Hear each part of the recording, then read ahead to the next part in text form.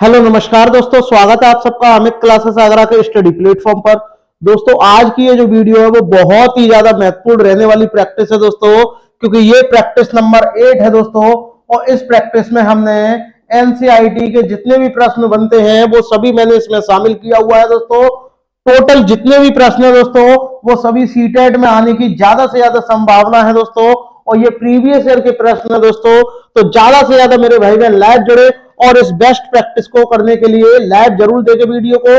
और जितने भी मेरे भाई बहन शेयर करिएगा जरूर, और जो पहली बार विजिट कर रहे हैं वो चैनल को सब्सक्राइब जरूर करिएगा दोस्तों। तो चलिएगा दोस्तों स्टार्ट करते हैं, बात करते हैं इस वीडियो के फर्स्ट प्रश्न को। देखिएगा, बात करते हैं इसमें क्या कहा गया है। देखिएगा आपसे कि किस राज्य में झूम की खेती की प्रथा है। सामान्य बात है, बताइएगा कहां है ये। तो झूम की खेती को क्या होता है दोस्तों कि जहां जो पेड़ पौधे लगे होते हैं वहां से उखाड़ कर उस क्षेत्र को जला दिया जाता है और फिर दोबारा उसमें खेती की जाती है, वही आपकी झूम की खेती कहलाती है। और ये कहाँ होती है? उड़ीसा में होती है, मिजोरम में, बिहार में या उत्तराखंड में। तो दोस्तों बात करते हैं उत्तराखंड की। तो उत्तराखंड का आपका कभी भी आ जाए तो आपको एक वर्ड आपको ध्यान में रखना है, वो है आपकी फूलों की घाटी।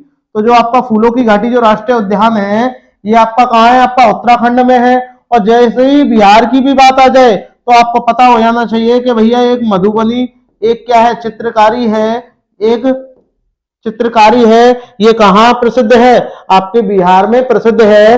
बिहार जो है मधुमक्खी पालन के लिए भी जाना जाता है और मधुमक्खी पालन को ही क्या बोलते हैं? एपीकल्चर कहते हैं। वही बात करें तो इसका राइट ऑप्शन क्या हो जाएगा?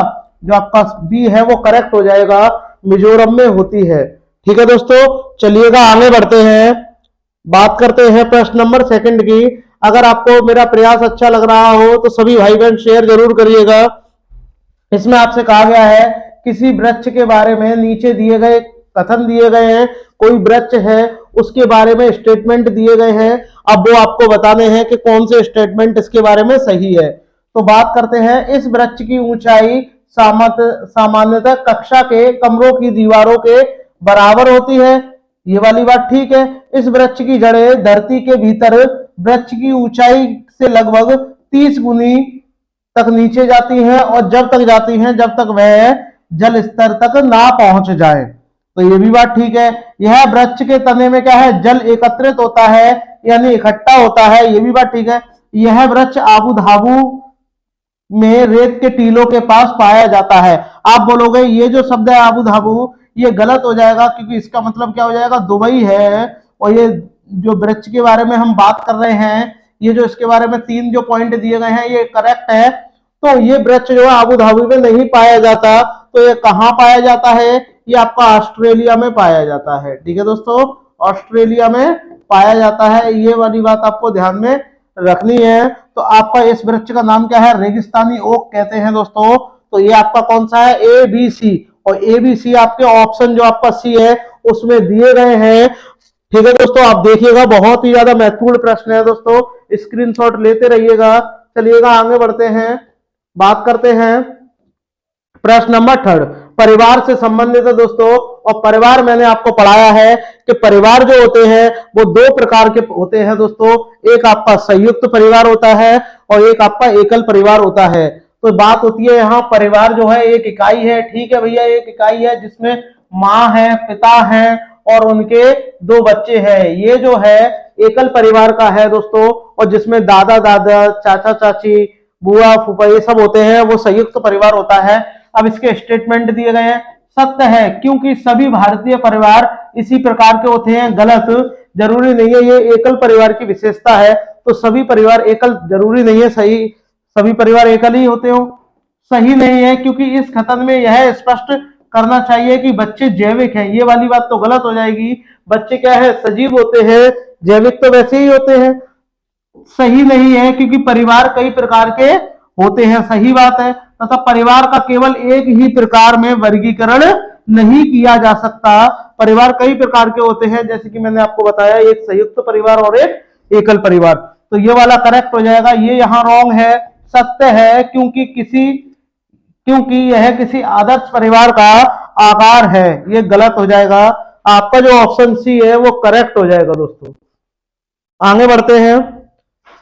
प्रश्न जो दिया है इसमें कहा गया है किसके नेतृत्व में, इसमें आपसे बोला गया है किसके नेतृत्व में चिपको आंदोलन को बल मिला। तो चिपको आंदोलन ये कहाँ हुआ था, ये आपके उत्तराखंड के चमोली नामक जगह पे हुआ था। चमोली नामक गांव भी कह सकते हैं, चमोली नामक जगह पर हुआ था दोस्तों। और ये कब हुआ था, 1973 में हुआ था। और इसका जो बल जो दिया गया है वो किसने दिया था, सुंदरलाल बहुगुणा ने दिया है। और सुंदरलाल बहुगुणा के साथ में और भी थे जिनका नाम क्या है बताइएगा, चंडी प्रसाद भट्ट। क्या है, चंडी प्रसाद भट्ट, चंडी प्रसाद भट्ट है। और एक और है जिनका नाम क्या है, गौरा देवी, गौरा देवी है।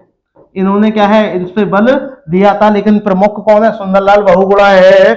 मेधा पाटेकर की बात करते हैं दोस्तों। जो मेधा पाटेकर हैं इन्होंने क्या किया था, इन्होंने नर्मदा बचाओ आंदोलन में भाग दिया था। यानी उसमें नर्मदा बचाओ आंदोलन के जो जिसपे बल दिया था वो किसने दिया था, मेधा पाटेकर ने दिया था। और अमृता देवी बिश्नोई खेजड़ी वृक्ष से संबंधित हैं। यानी इन्होंने खेजड़ी वृक्ष को कटने से बचाया था। और ये खेजड़ी संबंधित जो वृक्ष है ये आपका राजस्थान में जोधपुर में स्थित है दोस्तों। तो ये भी आपको पता होना चाहिए। चलिएगा आगे बढ़ते हैं, बात करते हैं प्रश्न नंबर 5 की। देखिएगा प्रश्न नंबर 5 में क्या बोला है, वह जंतु कौन सा है जो अपने कानों को अलग अलग दिशाओं में बहुत अधिक घुमा लेता है और जो बाहर की ध्वनि को इकट्ठा करने में उसकी सहायता करता है। बताइए क्या लंगूर है, स्लॉथ है, कुत्ता है या बाघ है, बताइएगा कमेंट करके। तो जो मैं आपको बता दूं, जो स्लॉथ है ये भालू जैसा दिखता है परंतु भालू नहीं है। पेड़ से लटक कर 17 घंटे तक ये सोता है दोस्तों। ठीक है, जिस पेड़ पे रहता है उसी की पेड़ पत्तियां खाता है। और टोटल ये 8 पेड़ों पे निवास करता है और एक पेड़ पे 5 साल रहता है दोस्तों। और इसकी जो आयु है वो 40 वर्ष है। लेकिन इसका राइट आंसर क्या हो जाएगा, बाघ हो जाएगा। बाघ जो दिवस है ये आपका 29 जुलाई को मनाया जाता है, 29 जुलाई को मनाया जाता है। और जो आपका बाघ जो है प्रोजेक्ट टाइगर है ये आपका 1973 में आया था। ठीक है, प्रोजेक्ट टाइगर 1929 में आया था। ये जो है एक जंगली जानवर है और ये बिल्ली जो प्रजाति है उसी के अंतर्गत ये आता है। तो आपका राइट ऑप्शन क्या हो जाएगा, जो आपका डी है वो करेक्ट हो जाएगा। शेयर जरूर करते रहिएगा। बात करते हैं प्रश्न नंबर 6 की। अब 6 वाले में देखिएगा क्या कहा गया है। ये आपका कॉलम 1 दिया गया है, कॉलम बी दिया गया है। इसमें पक्षी का नाम है, इसमें घोंसले का नाम है। तो आपको बताना है कौन सा घोंसला कहाँ प्रसिद्ध है। तो बताइएगा कौन सा घोंसला किसके लिए प्रसिद्ध है। शक्करखोरा अपना घोंसला कैसा बनाता है, कोयल कैसे बनाती है, कलचिड़ी कैसे बनाती है और दर्जन चिड़िया कैसे बनाती है। मैंने आपको बताया था कि जो दर्जन है इसको क्या बना लो, दर्जी बना लो। और दर्जी क्या है, कपड़ा सिलता है। और कपड़े कैसे सिलता है, सी करके सिलता है। और ये भी दर्जन जो चिड़िया है ये भी सी करके सिलेगी। तो इसका राइट ऑप्शन क्या हो जाएगा, सी हो जाएगा। यानी इसका जो थर्ड आपका आ जाएगा, यानी डी का थर्ड। और डी का थर्ड सब में दिया हुआ है तो ए वाला तो वैसे ही कट गया। और जब ये वाला कट जाएगा तो आप कोयल पे जाओगे। तो मैंने आपको बताया था कोयल कभी अपना घोंसला नहीं बनाती, वह कोयल के घोंसले में ही अंडे देती है। तो आपका क्या हो जाएगा, यह अपना घोंसला स्वयं नहीं बनाती, कौवा इस पक्षी के लिए घोंसला बनाता है जिसमें यह अंडे देती है। और बी का फर्स्ट, और बी का फर्स्ट देखो किसमें है, बी का फर्स्ट सिर्फ डी में है। ये भी कट गया, ये भी कट गया और ये भी कट गया। तो आपका ये आ गया। अब आपको बताना है कि शक्करखोरा का क्या हो जाएगा, ये हो जाएगा। यह छोटे पेड़ की डाली पर लटका हुआ घोंसला जिसमें बाल होता है, बारीक घास, पतली टहनियां, सूखे पत्ते, कपड़े के छितड़े आदि से बनाता है दोस्तों। और जबकि बात करें कलचड़ी की, यह सड़क के किनारों पर पत्थरों के बीच घोंसला बनाता है और उसके ऊपर पौधों की टहनियां, जड़ें, बाल, रुई बिछाकर अपने घोंसले का क्या है, निर्माण कर देता है। तो आपका राइट ऑप्शन क्या हो जाएगा, जो आपका यहाँ इसमें बी दिया, डी वाला दिया है वो करेक्ट हो जाएगा। ठीक है दोस्तों, चलिएगा आगे बढ़ते हैं, बात करते हैं प्रश्न 7। देखिएगा 7 में क्या बोला है। 7 भी बहुत ही बढ़िया प्रश्न है। इसमें आपसे कहा गया है कि निम्नलिखित में से हमारे देश के किस राज्य के अधिकतर लोग नारियल के तेल में पकी समुद्री मछली खाना पसंद करते हैं। तो मैं आपको बता दूं नारियल के तेल में क्या होता है, नारियल के तेल में बनी हुई समुद्री मछली कहाँ के लोग खाते हैं, बट आपको कमेंट करके मुझे बताना है कि सरसों के तेल में बनी मछली कहाँ के लोग खाते हैं। सरसों के तेल में बनी मछली कहाँ के लोग खाना पसंद करते हैं, ये आपको कमेंट करके मुझे बताना है। जबकि बात करें नारियल के तेल में बनी मछली, ये आपके गोवा के लोग बहुत ज्यादा पसंद करते हैं दोस्तों। और गोवा के लोग जो है वो नारियल के पेड़ और टेपियों का जो है अपने घर के आंगन में उगाते हैं दोस्तों, ठीक है। और इसमें आपसे मैंने पूछा है अभी अभी कि सरसों के तेल में बनी मछली कहाँ के लोग खाते हैं, तो आपके वो जम्मू कश्मीर के लोग खाते हैं, ठीक है दोस्तों, ये आपको पता होना चाहिए। चलिएगा आगे बढ़ते हैं, बात करते हैं प्रश्न नंबर 8। देखिएगा प्रश्न नंबर 8 में आपसे क्या बोला है, इसमें बोला है कौन सा विशेष अभिलक्षण जो है वो रेगिस्तानी ओक वृक्ष में नहीं पाया जाता है, यानी इनमें से एक जो है लक्षण इसमें नहीं पाया जाता, वो आपको बताना है। जड़ों का अधिक गहराई तक जाना, ये वाला पाया जाता है। पेड़ के तने में पानी एकत्रित होना, ये भी पाया जाता है। पत्तियां बहुत कम होना, जरूरी नहीं है। बड़े और बहुत सारी पत्तियां होना, बताइएगा। इस बात पे मैं आपको बता दूं कि ये वाला क्या हो जाएगा, ये जो आपका मैंने लगाया है इस पे क्या है, बहुत कम पत्तियां होती हैं, ये वाली बात भी ठीक है। बट बड़ी और बहुत सारी पत्तियां होना, ये वाला जो है रॉन्ग है इसमें, तो ये वाला जो है आपका करेक्ट हो जाएगा। पत्तियां बहुत कम होती हैं, रेगिस्तानी ओक में पत्तियां जो है वो बहुत कम होती हैं, और इसमें कहा है बहुत सारी पत्तियां होती हैं, तो ये वाला रॉन्ग हो जाएगा। और रॉन्ग हो जाएगा तो यही क्या हो जाएगा, करेक्ट हो जाएगा। आई होप आपको वीडियो अच्छी लग रही होगी, तो शेयर जरूर करिएगा दोस्तों। बात करते हैं प्रश्न नंबर 9।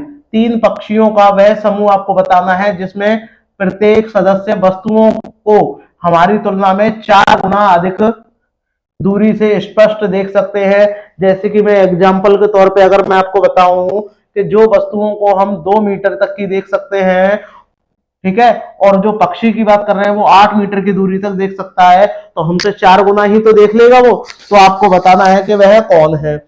देखिएगा इसमें आपको बताना है हमसे 4 गुना अधिक देख सकता है, तो आपको मैं बता दूं वो इसमें से कबूतर होगा नहीं। कबूतर जो है गलत हो जाएगा। कबूतर अपना घोंसला कहाँ बनाता है, खंडरों में बनाता है, ये आपको पता होना चाहिए, या पुराने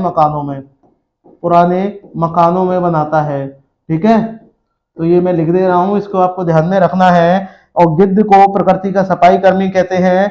चील जो है, तोता इसमें होगा नहीं, कौवा इसमें होगा नहीं, और इसमें बुलबुल होगी नहीं। तो ये जो है आपका एक ही ऑप्शन बचा, कौन सा, बाज, गिद्ध और चील। कौए की बात करते हैं, किसी भी पेड़ की सबसे ऊंची डाली पर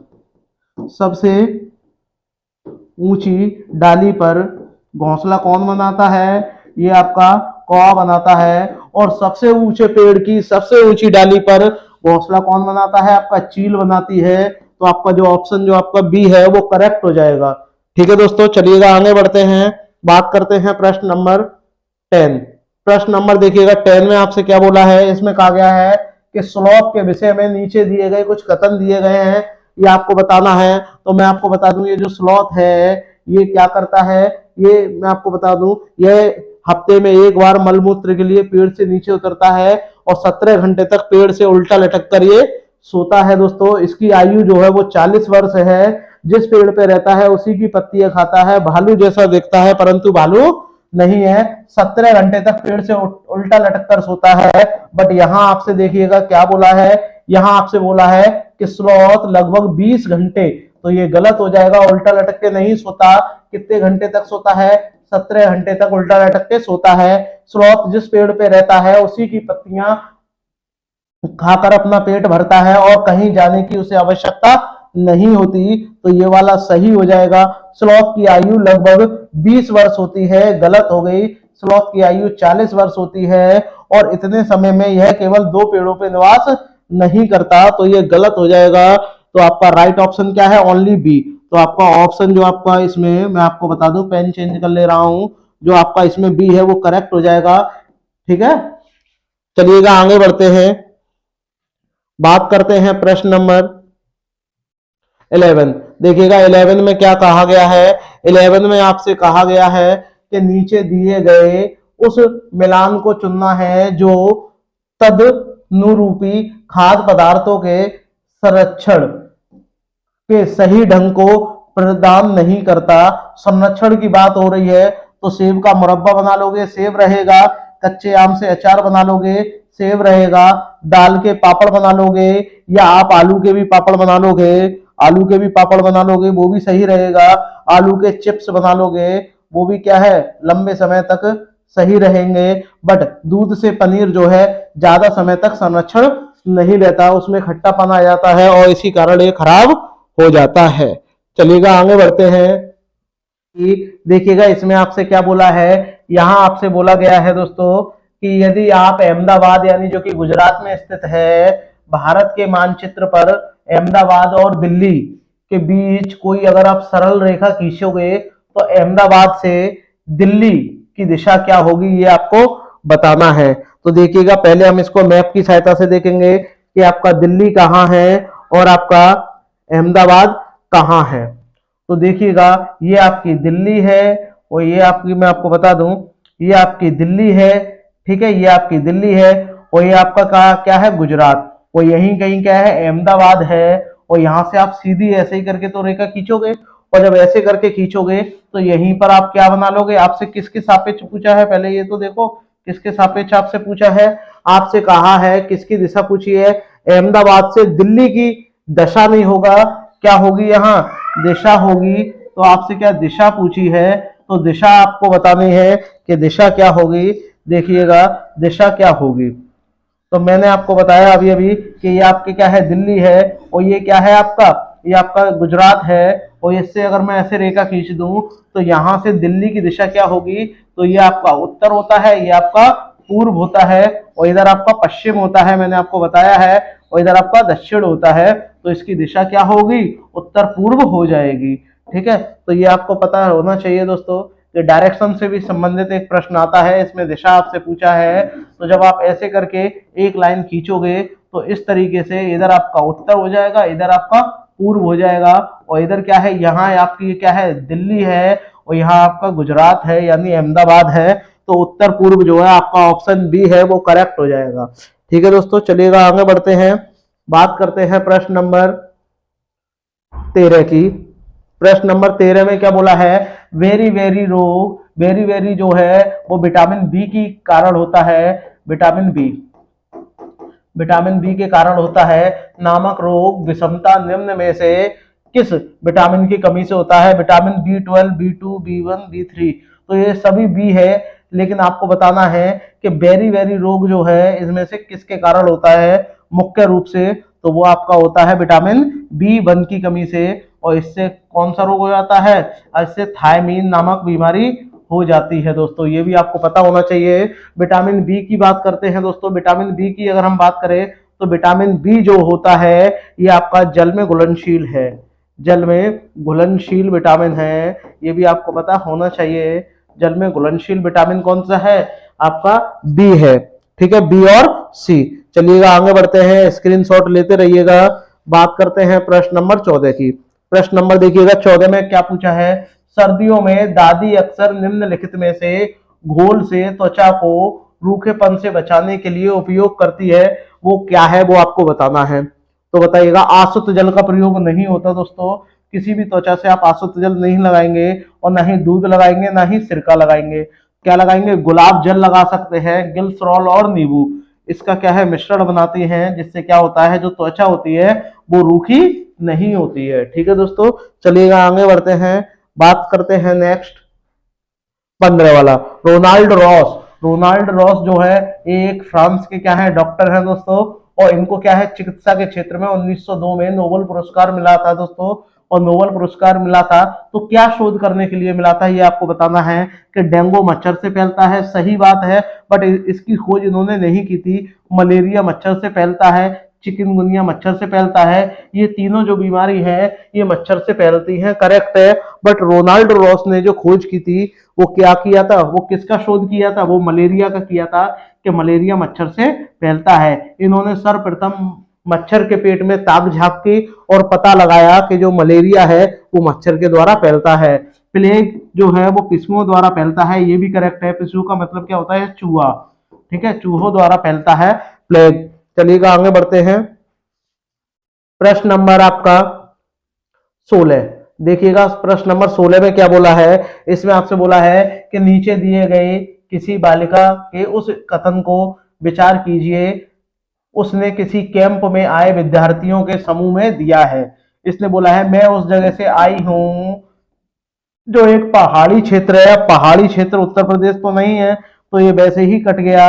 हमारे यहाँ बहुत वर्षनी वर्षा होगी, हमारे यहाँ बहुत वर्षा होती है और बर्फ भी बहुत पड़ती है। तो देखो ये तीनों जगह बर्फ पड़ती है। जब ठंड बहुत अधिक हो जाती है तब हम धूप में बैठना अच्छा लगता है, और यहाँ धूप तो होती ही नहीं है। तो आपका हिमाचल प्रदेश जो है वो करेक्ट हो गया। और हमारे जो घर होते हैं वो पत्थर और लकड़ी के बने होते हैं, तो ऐसे घर कहाँ होते हैं, हिमाचल प्रदेश में होते हैं दोस्तों। और हिमाचल प्रदेश की राजधानी क्या है, शिमला है। ठीक है, शिमला है। और हिमाचल प्रदेश में ही क्या है, रोहतांग सुरंग है। रोहतांग सुरंग है, जिसे आप अटल टनल भी कहते हैं। ठीक है, ये भी आपको पता होना चाहिए। ठीक है, जम्मू कश्मीर में बात करते हैं तो आपकी डल झील है, डल झील है, नागिन झील है, नागिन झील है, शेषनाग झील है, शेषनाग झील है। तो ये बहुत सारी झील है, बूलर झील है, तो ये भी आपको पता होना चाहिए। काफी सारी झील हैं। ठीक है, चलिएगा आगे बढ़ते हैं। उत्तर प्रदेश में चंद्रप्रभा और आपका दुधवा राष्ट्रीय उद्यान है, ये भी आपको पता होना चाहिए। चलिएगा आगे बढ़ते हैं। नेक्स्ट बात करते हैं प्रश्न नंबर 17 की। प्रश्न नंबर देखिएगा 17 में आपसे क्या बोला है, हमारे देश के किस भाग के लोगों के रहने के लिए बने बड़े त्रिकोणे टेंट जिसे रेबू कहते हैं और जानवरों को रहने के स्थान को लेखा कहते हैं, कहाँ के लोग कहते हैं, ये आपको बताना है। तो बताइएगा अरुणाचल प्रदेश है, मेघालय है, लेह लद्दाख है या जम्मू कश्मीर है। तो बताइएगा कहाँ के लोग कहते हैं, तो ये आपके लेह लद्दाख के लोग कहते हैं दोस्तों। और नीचे जो इनका घर होता है रहने के उस स्थान को क्या बोलते हैं, लेखा कहते हैं। तो आपका राइट ऑप्शन क्या है, जो आपका डी है वो करेक्ट हो जाएगा। चलिएगा आगे बढ़ते हैं। बात करते हैं प्रश्न नंबर 18 जो कि सीटेट का बहुत ही इंपॉर्टेंट प्रश्न है। इसमें देखिएगा आपसे क्या बोला है, इसमें आपसे कहा गया है केचुए के बारे में है। तो केचुए को मैं आपको बता दूं, इसको किसान का मित्र कहते हैं। ठीक है, किसान का मित्र कहते हैं, यानी दोस्त कहते हैं, फ्रेंड कहते हैं। ठीक है, और ये नीचे उसके बारे में स्टेटमेंट दिया गया है। इसमें कहा है कि केचुए खेत में छेद बनाते हैं, जिससे क्या होता है, वायु और जल मृदा तक पहुंचने में आसान एक उन्हें रास्ता मिल जाता है। आप कहोगे सही बात है, केचुए खेत में छेद बनाकर जमीन को क्या कर देते हैं, पोली कर देते हैं, जिससे उसमें पानी और खाद आसानी से मिल सके। तो ये वाली बात भी सही है। केचुए मुख्य फसल को खरपतवार से बचाते हैं, ये गलत हो जाएगा। केचुए का मल होता है और जो मृदा को क्या बनाता है, उपजाऊ बनाता है, उर्वरक बनाता है। तो ये वाली बात भी ठीक है, यानी तीसरा जो है गलत हो जाएगा। और तीसरा जो है किसमें है, मैं आपको बता दूं, आपका इसमें है, तो ये आपका क्या है, गलत हो जाएगा। लेकिन इसमें बात तो तीनों की हो रही है, तो आप क्या है, एक ऑप्शन और ले लो। पहला हो गया, दूसरा भी इसमें हो जाएगा। एक काम करो, आप इसकी जगह यहाँ तीसरे को काट करके आप चौथा लिख लो। आप यहाँ क्या लिखोगे, आप यहाँ लिखोगे, मैं आपको बता दूं, आप यहाँ तीसरे की जगह क्या कर लोगे, चौथा वाला ऑप्शन कर लोगे। तो आपका जो ऑप्शन ए है वो करेक्ट हो जाएगा, क्योंकि थर्ड वाला नहीं होगा। इसमें भी थर्ड है, इसमें भी थर्ड है, और इसमें सेकंड वाला दिया नहीं है, इसलिए। ठीक है दोस्तों, तो ये भी रॉन्ग हो जाएगा। चलिएगा आगे बढ़ते हैं, बात करते हैं प्रश्न नंबर 19। प्रश्न नंबर 19 में क्या कहा गया है, नीचे दिए गया कौन सा कथन मधुमक्खी को एपीकल्चर कहते हैं छत्तों के विषय में सही नहीं है। अब आपको नेगेटिव वाला चाहिए, तो आपको पता लगाना है कि इनमें से कौन सा है। छत्ते में बहुत सारी काम करने वाली मधुमक्खियां होती हैं, आप बोलोगे करेक्ट है। नर मधुमक्खियां छत्तों के लिए अत्यंत महत्वपूर्ण होती हैं, जरूरी नहीं है वो महत्वपूर्ण इतनी नहीं होती। प्रत्येक छत्ते में रानी मक्खी होती है, करेक्ट बात है, जो अंडे देती है, सही बात है। छत्ते में केवल कुछ नर मधुमक्खियां होती हैं, बाकी सब मादा जो है होती हैं। ठीक है दोस्तों, तो आपका ऑप्शन जो इसमें सी है वो गलत हो जाएगा। बात करते हैं प्रश्न नंबर 20 की। और देखिएगा प्रश्न नंबर 20 में आपसे क्या बोला है, नीचे दिए गए एक राज्य के ग्रामीण के लोग ढालू छत वाले लकड़ी के मकान और मजबूत बांस होगा बांस के खंभों पर धरती से 3 से 3.5 मीटर ऊंचाई, या आप कह सकते हैं 10 से 12 फुट ऊपर, ठीक है, फुट ऊंचे बनाते हैं। और ये कहाँ के लोग बनाते हैं, असम के लोग बनाते हैं दोस्तों, ठीक है, ये आपको पता होना चाहिए, मैंने आपको कई बार पढ़ाया है, ठीक है। चलिएगा आगे बढ़ते हैं, बात करते हैं प्रश्न नंबर 21। इसमें आपसे क्या बोला है, सीढ़ीदार कुएं अथवा बावड़ी, बावड़ी है, बावड़ी बावड़ी, यहां मैं आपको सही कर दूं थोड़ा, ये क्या है, बावड़ी है, बावड़ी से संबंधित निम्नलिखित में से कुछ कथन दिए गए हैं, इसमें आपको बताना है। देखिएगा इसमें आप क्या बताओगे, इसमें बताओगे वे जल का भंडारण और संरक्षण की पारंपरिक व्यवस्थाएं हैं, सही बात है, ये तो सामुदायिक स्रोत के रूप में उनका उपयोग होता था, सही बात है, सभी लोग उसका उपयोग करते थे। उनका निर्माण मुख्यतः वर्षा रहित राज्यों में होता था, जहां वर्षा कम होती थी वहां होती था इनका, ये भी सही है। उनमें केवल केवल शब्द गलत होता है, संदूषित जल होता था, यानी खराब जल होता था, तो आप बोलोगे ये तो ऑप्शन गलत है वैसे भी, तो आपका डी वाला नहीं होगा, तो आपका ए बी सी तीनों सही है, तो आपका राइट ऑप्शन क्या हो जाएगा, जो आपका ए है वो करेक्ट हो जाएगा, ठीक है दोस्तों।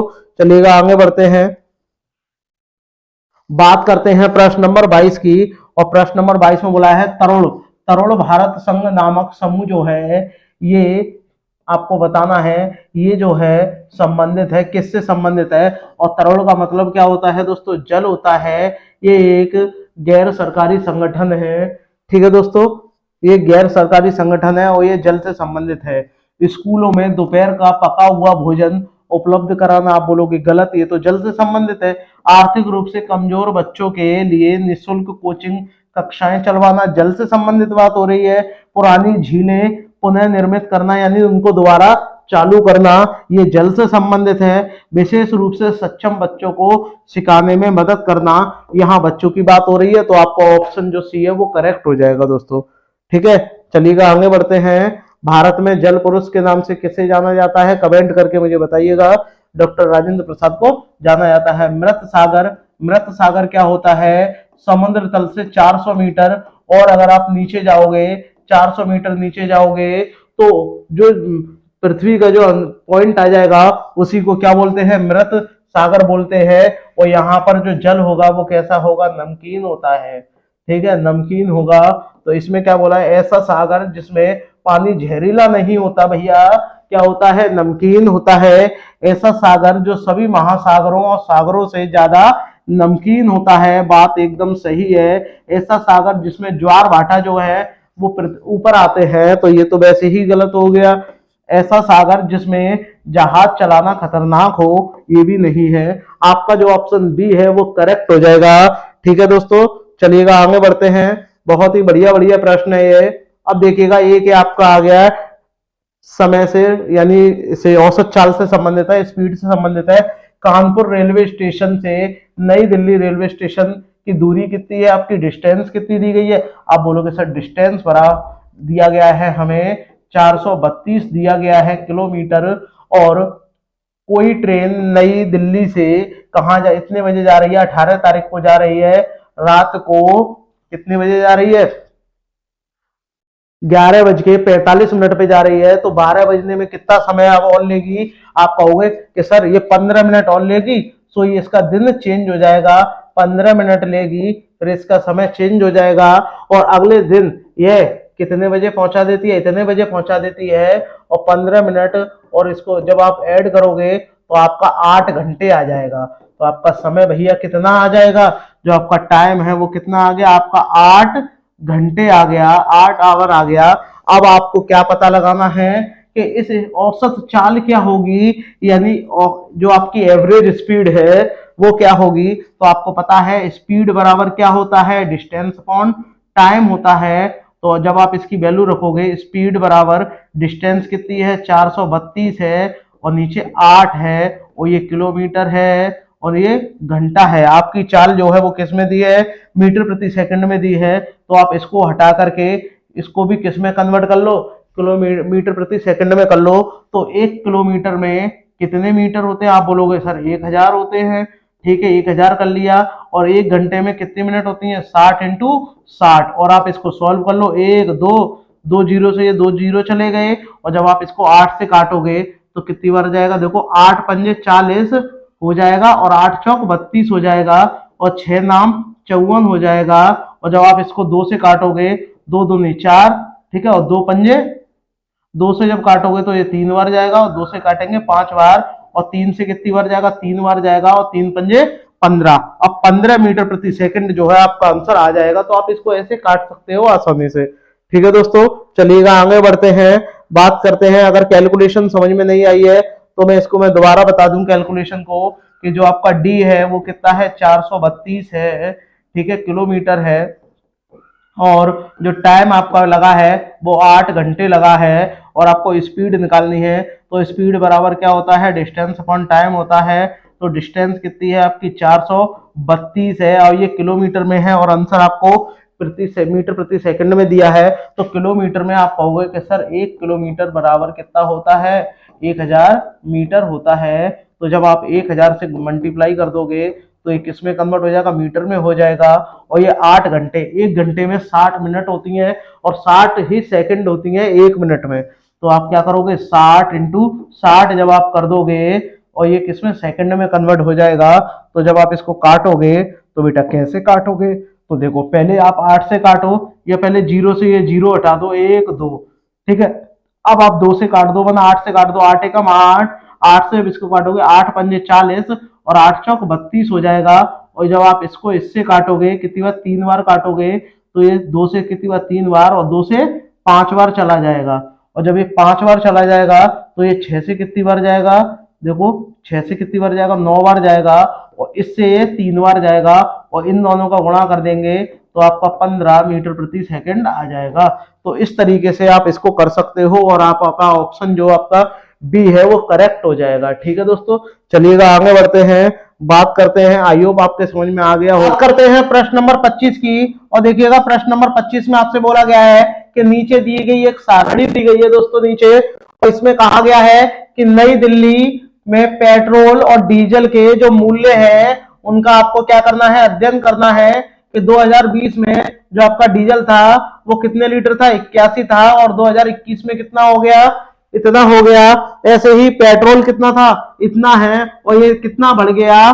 पेट्रोल और डीजल में वृद्धि की दर ज्ञात करनी है कि कितना दर बढ़ा है। ठीक है दोस्तों, तो जब ये ज्ञात करेंगे तो हम क्या करेंगे, तो देखिएगा मैं इसको बहुत ही आसान तरीके से आपको समझाऊं कि आपको क्या करना है। एक फॉर्मूला आपको लिखना है प्रतिशत का, तो प्रतिशत वृद्धि यानी दर, और दर आप कैसे निकालोगे, यहां लिखोगे जो आपका मूल्य दिया गया है, मूल्य में अंतर, मूल्य में अंतर यहां आपको लिखना है। और अंतर में क्या करना है, और जो पहले का मूल्य है, पहले का मूल्य, ठीक है, मूल्य है, और इसमें क्या है, गुणा कर देना है 100 का। और जब 100 का गुणा कर देंगे तो आपका जो है आंसर आ जाएगा। तो अब आप देखिएगा कैसे करेंगे, मैं पेन चेंज कर ले रहा हूं, देखिएगा। तो पहले आपको क्या लिखना है कि जब आप दर ज्ञात करोगे, दर ही तो पूछी है, किसकी पूछी है दर, तो दर आपसे डीजल की पूछी है। और डीजल की जो दर आप जब निकालोगे तो पहले मूल्यों का अंतर, तो इनका अंतर जो है आप देखोगे कितना है, आप बोलोगे सर 9.72, तो 9.72 जो है इसका अंतर है। और इंटू 100 का करना है आपको गुणा, और जब 100 का गुणा करना है, और पहले का मूल्य कितना था, 81 था। जब इसको आप सॉल्व करोगे तो क्या आएगा, सॉल्व कर लेना, तो डीजल का क्या है आपको दर निकल आएगी। तो क्या करोगे आप, इस पॉइंट को पहले जैसे ही आप हटाओगे तो नीचे 100 आ जाएगा, और 100 से 100 कट जाएगा। 9 से जब काटोगे तो नमा 81 होता है, और ये 9 ढाई 90 हो जाएगा यहाँ, और एक बचेगा इधर, 9 ढाई 90 7 आ जाएगा, 9 72।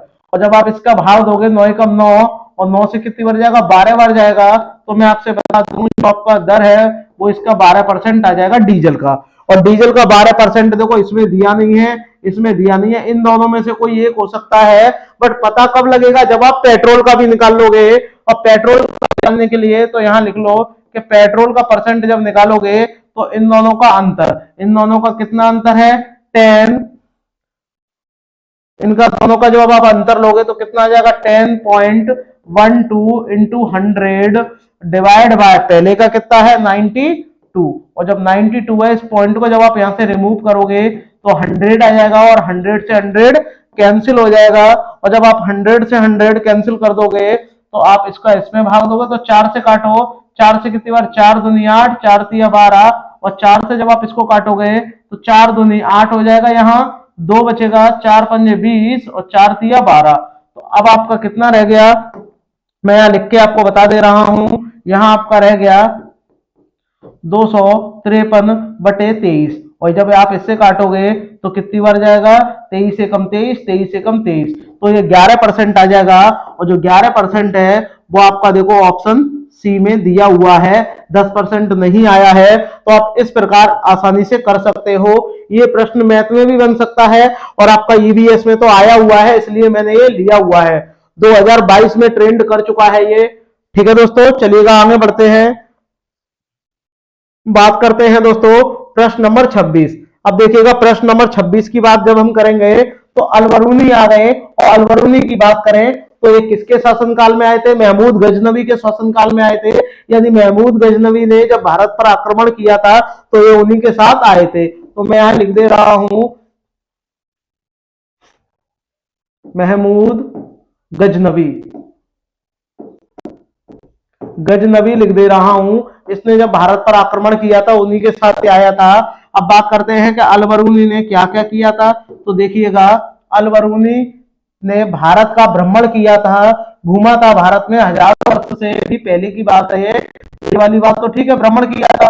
उसने उन चीजों के बारे में लिखा जो उसे अपने देश से क्या लगी, भिन्न लगी, यानी अलग अलग लगी कि ये मेरे देश से क्या है, अलग है। और विशेष रूप से उसने पानी को एकत्रित करने के विषय में ज्यादा लिखा, उसने उसके बारे में ज्यादा बताया, तो ये भी ठीक है। हम उन लेखकों के बारे में, हम उनके लेखकों से, यानी जो उन्होंने लिखा है उनके लेखकों से अपने इतिहास के बारे में बहुत कुछ सीख सकते हैं, तो ये भी ठीक है। तो तीनों ही सही है, तो इसीलिए आपका जो आपका ऑप्शन डी है वो करेक्ट हो जाएगा दोस्तों। ठीक है दोस्तों, चलिएगा आगे बढ़ते हैं, बात करते हैं प्रश्न नंबर नेक्स्ट 27।